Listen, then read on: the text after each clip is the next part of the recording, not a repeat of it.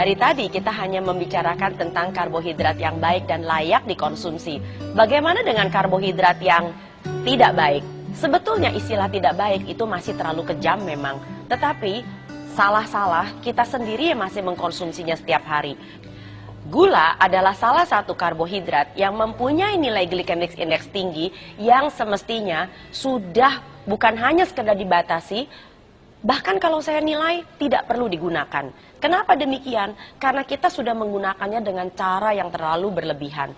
Bukan hanya sekedar untuk membuat teh, membuat kopi, tapi juga untuk berbagai macam makanan yang kita bikin setiap hari di dapur. Bahkan namanya saja sayur asem, tapi gulanya selalu harus ada 1 sendok makan.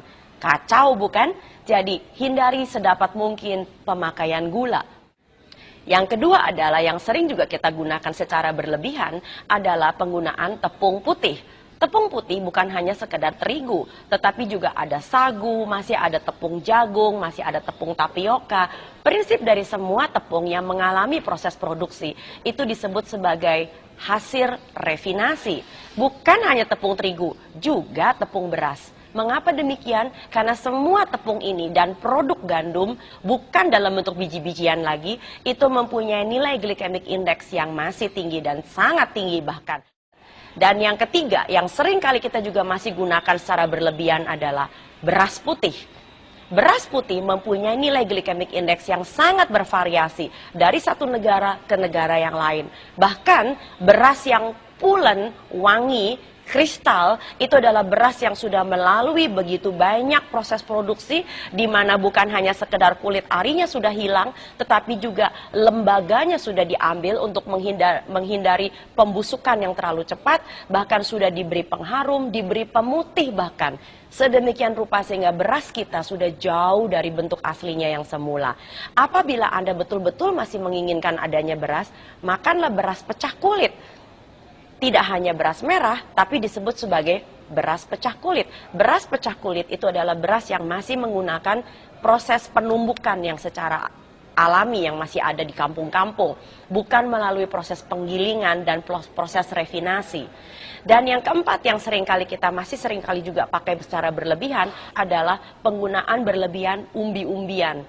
Umbi-umbian di dalam kasus tertentu mempunyai nilai glycemic index yang tinggi, terutama apabila digunakan dengan cara-cara yang tidak benar. Misalnya, banyak orang diabetes memilih makan kentang rebus, padahal kentang kalau direbus nilai glycemic index-nya semakin meningkat.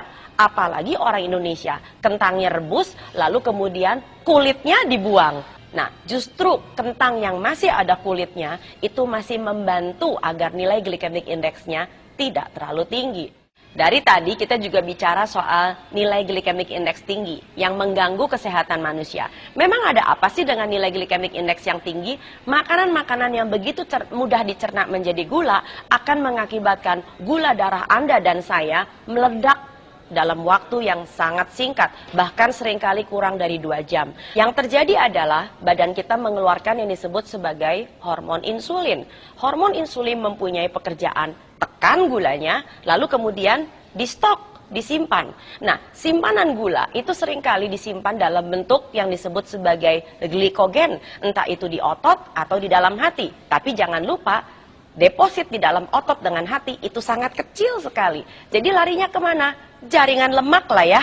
Nah, yang terjadi adalah kalau lemak Anda semakin lama semakin banyak. Jadi pekerjaan insulin adalah tekan gulanya, simpan jadi lemak. Tekan gulanya, simpan jadi lemak. Sudah tahu kan kenapa makan karbohidrat ujung-ujungnya juga jadi gemuk, walaupun non-fat. Nah, apa yang terjadi sekarang apabila insulin Anda sudah masuk ke dalam taraf yang mengerikan, terlalu tinggi? Yang pertama, risiko resistensi insulin akan terjadi, yaitu di mana insulin Anda sudah tidak mampu lagi untuk secara sensitif menekan kadar gula yang berlebih.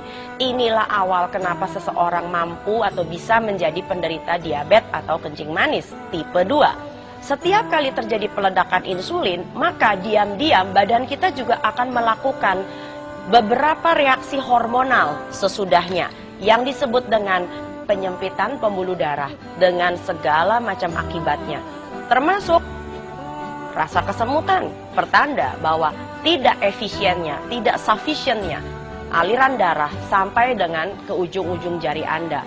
Lalu penyempitan pembuluh darah bisa juga terjadi bukan hanya di ujung jari, tapi di seluruh pembuluh darah besar Anda. Itu saatnya ketika hipertensi sudah mulai di depan mata. Apabila pembuluh darah Anda sudah mulai menyempit, bukan hanya sekedar di pembuluh darah sepanjang badan, tapi juga sampai dengan pembuluh darah otak, maka segala macam risiko akan mulai muncul.